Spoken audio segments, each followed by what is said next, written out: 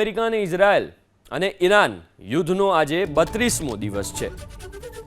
લેબનોનના Iran સમર્થક ઉગ્રવાદી સંગઠન હિઝબુલ્લાહે દાવો કર્યો કે તેણે સોમવારે ઇઝરાયલના ઉત્તરી શહેર હાઇફામાં ઓઇલ રિફાઇનરી પર ઈરાની મિસાઇલથી હુમલો કર્યો.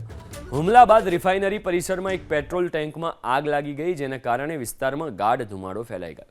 હજુ સુધી એ સ્પષ્ટ નથી કે આગ મિસાઇલ હુમલાથી લાગી કે ઇન્ટરસેપ્ટ કરાયેલા કાટમાળને કારણે લાગી. સાવચેતીના ભાગરૂપે સ્થાનિક પ્રશાસને લોકોને ઘરોની બારીઓ બંધ રાખવા અને બહાર ન નીકળવાની સલાહ આપી હતી. અમેરિકા અને ઇઝરાયલ અને ઈરાન યુદ્ધનો આજે 32મો દિવસ છે. લેબનોનના ઈરાન સમર્થક ઉગ્રવાદી સંગઠન હિઝબુલ્લાહે દાવો કર્યો કે તેણે સોમવારે ઇઝરાયલના ઉત્તરી શહેર હાઇફામાં ઓઇલ રિફાઇનરી પર ઈરાની મિસાઇલથી હુમલો કર્યો.